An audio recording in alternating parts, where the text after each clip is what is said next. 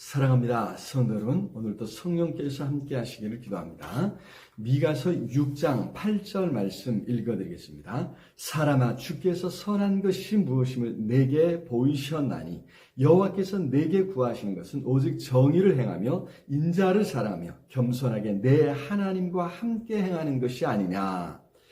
아멘. 미가 선지자는 이스라엘의 죄를 드러내어 그에 대한 하나님의 심판을 선포했습니다. 그런데 거기서 그치지 않고 이어서 회복도 선포하셨지요. 죄를 드러내며 그에 대한 심판을 경고하였을 때 회개하고 돌아오면 반드시 용서하시고 다시 시작할 수 있도록 도와주시는 것입니다. 멸망시키는 것이 하나님의 목적이 아닙니다. 하나님은 그의 백성이 잘 되기를, 잘 살기를 원하시는 것입니다.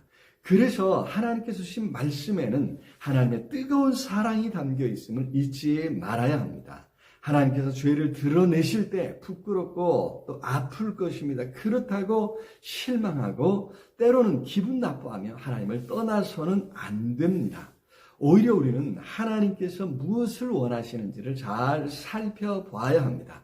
미가 선지자는 이제 하나님께서 이스라엘이 원하시는 것이 무엇인지를 분명히 밝히고 있습니다. 선한 것이 무엇인걸, 여호와께서 내게 구하시는 것, 그것이 무엇임을 알려주셨습니다. 사실 우리가 몰라서가 아닙니다. 무엇이 옳고 선한 길인지를 우리는 본능적으로 압니다. 그래서 죄를 지으면 두렵고 또 부끄럽지 않습니까? 하나님께서 우리에게 양심을 심어주셔서 본능적으로 알게 하신 것입니다. 특히 우리 양심은 잘못된 것이 무엇인지를 알려줍니다. 좀 더 적극적으로 하나님께서 기뻐하시는 것이 무엇인지는 양심이 알려주지 않는 것 같습니다. 아니, 알려고 하지 않는 것이 문제가 아니겠습니까? 하나님께서 우리에게 원하시는 것이 무엇인지를 알아내야 합니다. 하나님께서 기뻐하시는 일이 무엇인지를 적극적으로 찾아보아야 합니다. 그런데 무엇보다 큰 문제는 알면서도 행하지 않는 것이 아니겠습니까?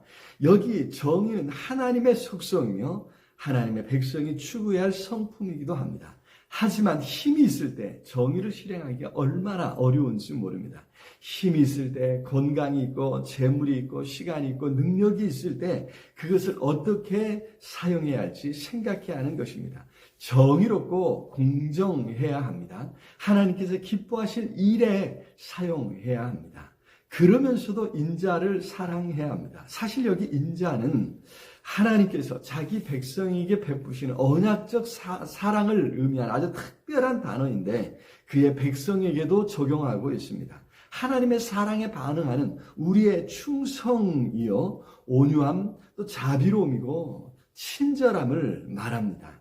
정의를 실행하면서도 온유하고 친절하기를, 긍휼히 여기는 마음을 잃지 말아야 한다는 것입니다.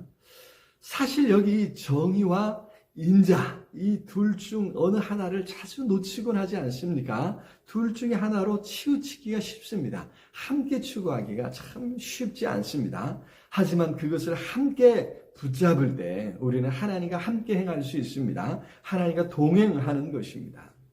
그것이 쉽지 않기에 우리는 하나님 앞에 설 때마다 겸손히 우리의 부족함을 인정하며 도움을 구하지 않을 수 없습니다. 그래서 하나님과 함께 행하는 것입니다. 하나님의 도우심을 구하며 하나님의 뜻을 추구하며 하나님께 기뻐하시는 길을 찾아가는 것입니다.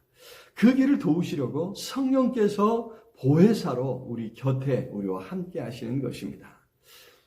바라기는 오늘도 하나님께서 기뻐하신 것을 찾아 또 그것을 행할 수 있기를 기도합니다. 성령께서 함께 하시고 깨닫게 하시고 행할 수 있도록 도와주실 줄로 믿습니다.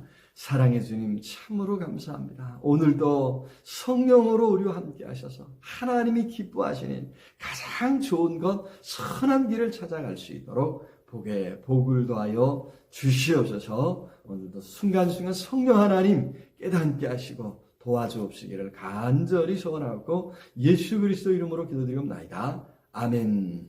아자, 오늘도 우리 주님 안에서 승리하시기를 기도합니다. 사랑합니다.